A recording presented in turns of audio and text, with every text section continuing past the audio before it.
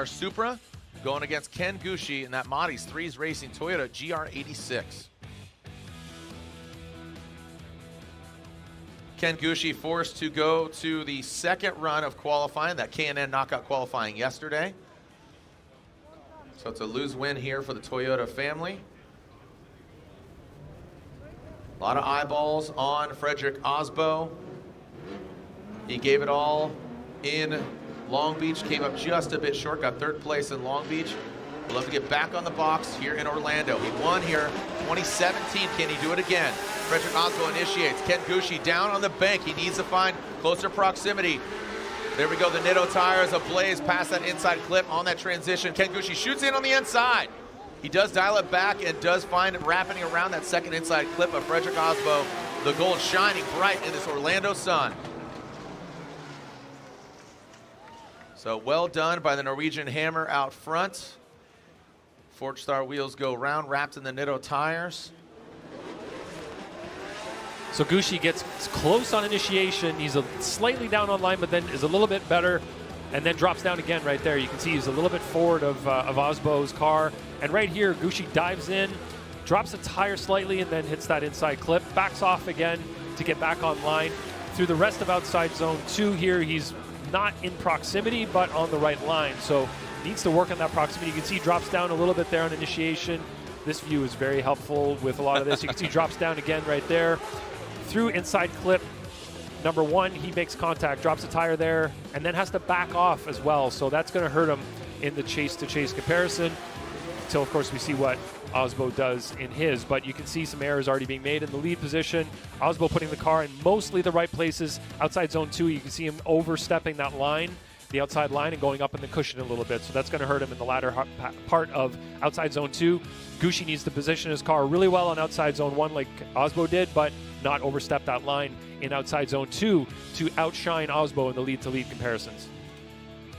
Ken Gushi pulling to the line. You can see Madi's Threes Racing, GR, the Gazoo Racing, Nexen tires wrapped around his Rays Engineering wheels. He's been working with them for quite some time.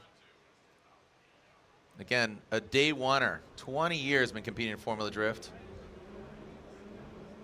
And our starter there, Matt Sopa, has been joining me up here in the booth for the Pro Spec Championship. Been a great addition to the broadcast team. Transitioning now in goes Ken Gushi, flicks it in. Oh, look at this, AASBO comes out of drift. What just happened? That looks like a mechanical, Jared. Oh, man. And Two Gushi sets down. Wow. Okay, so this is where it gets interesting. So it looked like at first glance, it looked like an independent mistake by AASBO. Did something come off the car and impede on Freddie? So here's the scenario is, at first glance, it looked like Freddie shut it down, had a mechanical issue. You see him pull over here, don't see anything on the car that's abnormal. And then in the lead position, you know, uninterrupted, independently, Gushi shuts it down out front. So basically, you kind of default to that first run because you don't have either. You know, you don't have Gushi's lead run, you don't have AASBO's chase run because the chase car shut down first.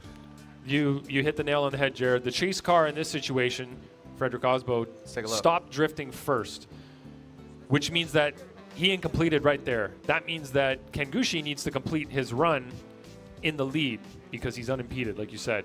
But unfortunately, right around the end of outside zone 1, Ken Gushi's car also has a mechanical issue, and he pulls off track at that point. So there you can see AASBO is having his issue.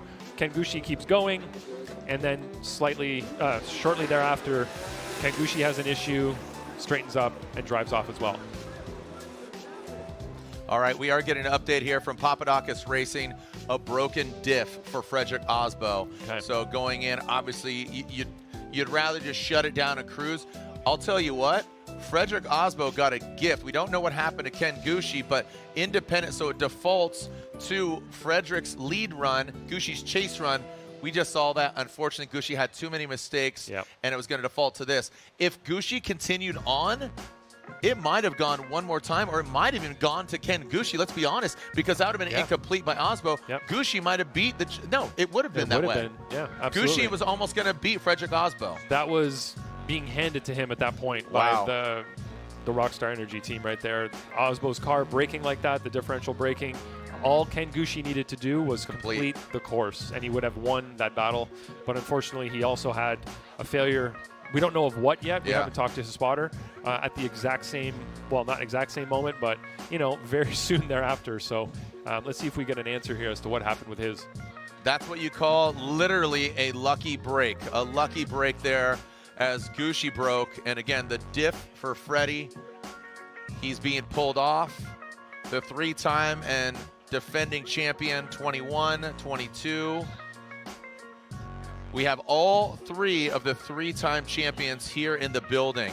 FREDRIC AASBO most recently, James Dean prior to that, Chris Forsberg, 3-time champ. Who's going to be the first ever for? Are we going to see it here in 23? We'll find out. Don't go anywhere. We'll clear the Toyota GR vehicles off the track.